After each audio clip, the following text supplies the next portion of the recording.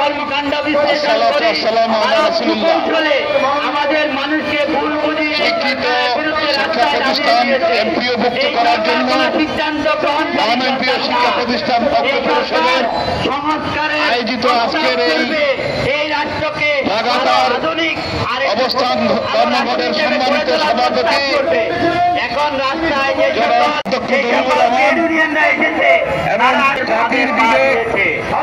আমরা তাদের বলবো বিবেচনা যদি না থাকে যারা এই দেশ দিয়ে চিন্তা করে যারা দেশের শিক্ষিত বুদ্ধিমান বুদ্ধিজীবী জ্ঞানী তাদের পরামর্শ নিয়ে তারপর রাস্তায় আসুন।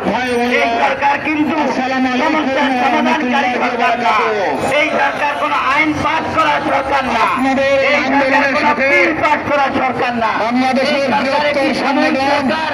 এই সরকার বাংলাদেশের আগামী দিনে যেন সুস্থভাবে চলতে পারে শিক্ষক প্রতিষ্ঠানের পক্ষ থেকে ভারতের আপনাদের দাবির সাথে আমরা একাত্মতা ঘোষণা করছি।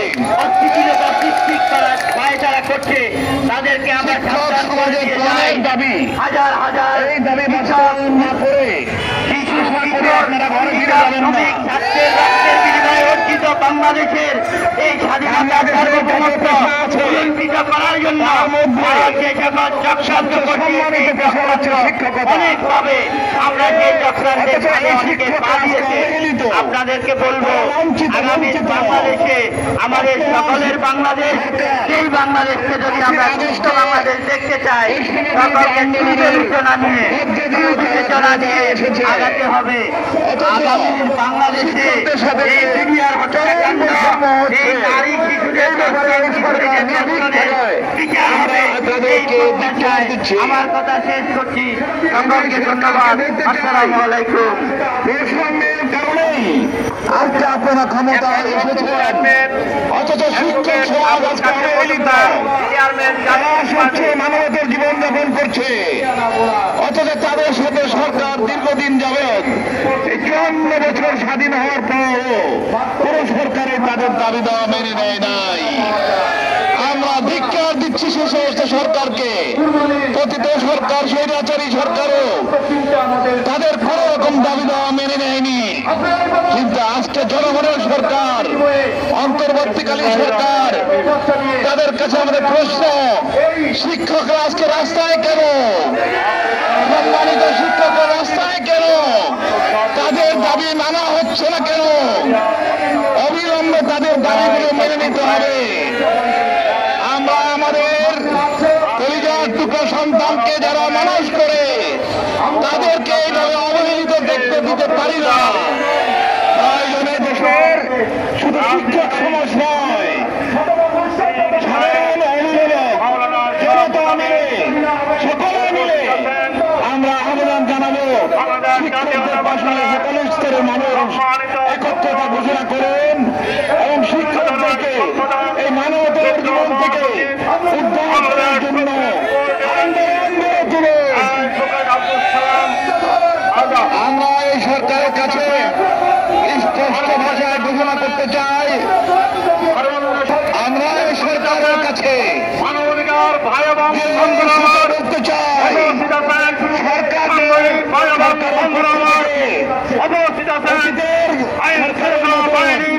শিক্ষকদের নিয়ে খেলা করবেন না, খেলা করলে পরিণতি ভালো হবে না। শিক্ষক ছাত্র অভিভাবক শিক্ষকদের পাশে আছে এবং যতদিন পর্যন্ত তাদের দাবি মানা না হবে ততদিন পর্যন্ত এদেশের জনগণকে তাদের সাথে একত্রতা ঘোষণা করার জন্য উদাত্ত আহ্বান জানাচ্ছে। আগামী দিনে ভেতর আসছে সরকারকে অনিয়ন্ত্রণ কেন শিক্ষক কর্মচারী পাশাপাশি সরকারকে আমরা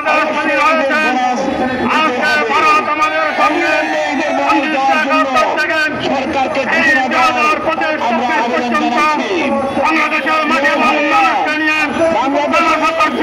শিক্ষা এই সরকার সরকার আমাদের লক্ষ্যে বাংলাদেশের সরকার ধ্বংস করে হত্যা করেছিলেন। এই কারণে যাতে করে বাংলাদেশ আর কোনদিন বাংলাদেশের বুকে যাতে করে বাংলাদেশ আর কোনদিন বাংলাদেশের বুকে